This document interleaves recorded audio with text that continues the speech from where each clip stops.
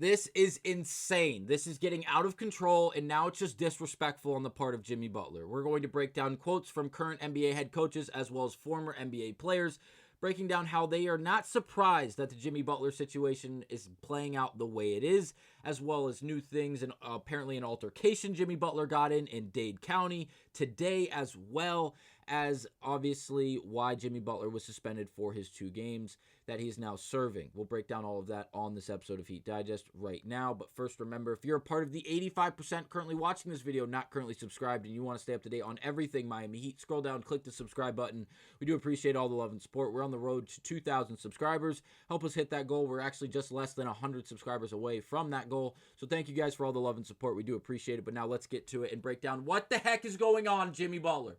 Why is it playing out the way it is? Now, this is the millionth video that we've broken down the Jimmy Butler situation and what's going on between him and the Miami Heat organization. But now we actually have an idea of why he got a 2-game suspension. Now, a lot of us surrounding the Miami Heat organization in the sense of media all assumed that this was due to the fact that Jimmy Butler in a trade involving him was being lined up, and they wanted to shut him down before this 2-game road trip, not have him travel with the team, have the morale be brought down even more than it already is, and have him just stay in Miami before the trade happened either today or tomorrow. Now, that does not seem like the case in why this is all playing out.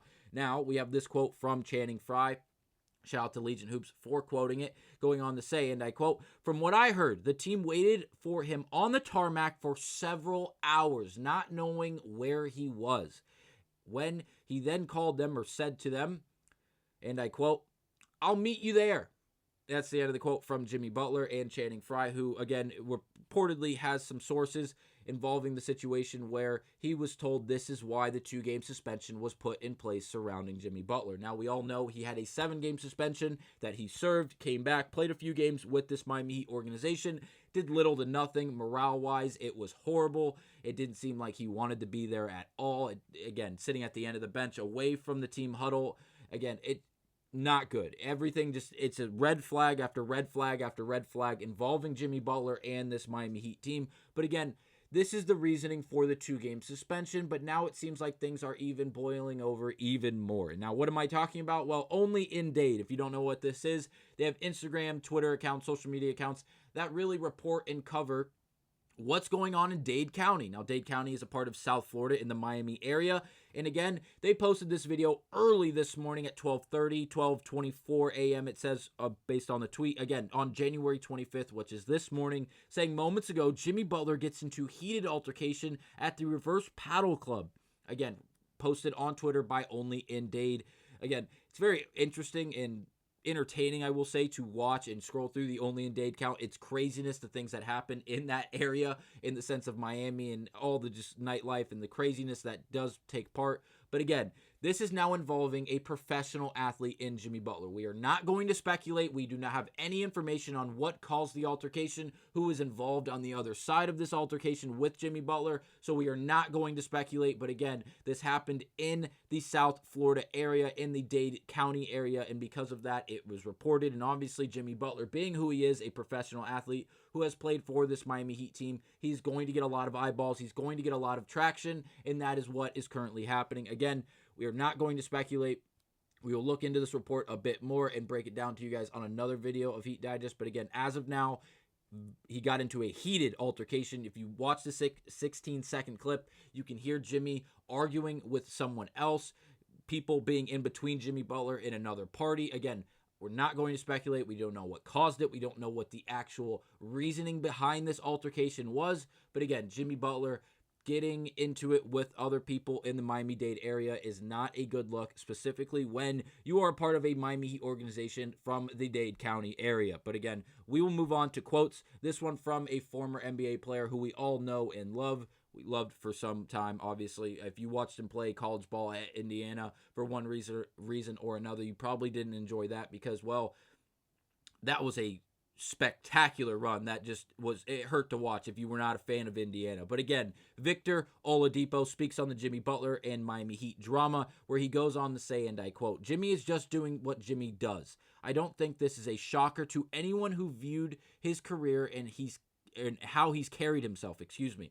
I just hope he finds his joy, 1 and 2, and on good terms. Now, again, that was the end of the quote from Victor Oladipo. And again, this was reported on CBS Sports. And it's upsetting to hear a former NBA player who has played with this Miami Heat organization, who I'm assuming knows Jimmy Butler to some extent, saying that we're not surprised. Like, Jimmy Butler's going to do what Jimmy Butler does. It sucks. Yes, we all know. But again, we know how the Miami Heat and Pat Riley run that organization. And because of that, and the way Jimmy Butler's really character or overall mentality and persona works, 1 and 2 weren't really going to work together for all that long. And when things were going to get ugly, they're going to get ugly, which we're very much observing now in real time. Now, also, another quote we're going to cite, this from Doc Rivers, a current NBA head coach who was speaking on the Jimmy Butler situation, said this.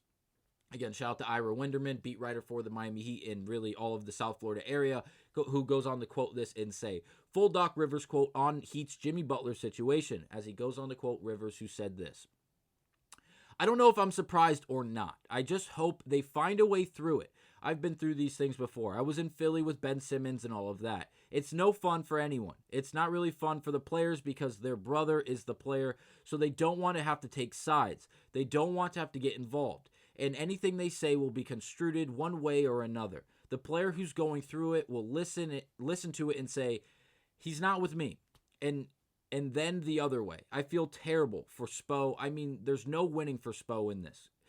Again, Rivers goes on to say, and I quote, it's just hard. He's got to try to get his team focused. And it's other leagues at times.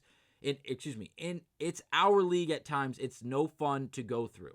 And again, that's the end of the quote from Doc Rivers speaking on the Jimmy Butler and Miami Heat situation. So again, we have 2 quotes. One from a current NBA head coach who has a long tenure in the NBA, as well as obviously a former Miami Heat player, a former NBA player, Victor Oladipo, breaking down, who both have said they are not surprised when answering a question about this entire situation or just speaking on this situation in itself in general. Again, not good. Again, it seems like people who know Jimmy Butler, who know the characteristics and really persona of Jimmy Butler, understood that this wasn't going to really work out unless you just flat out give Jimmy what he wants without turning your head the other way.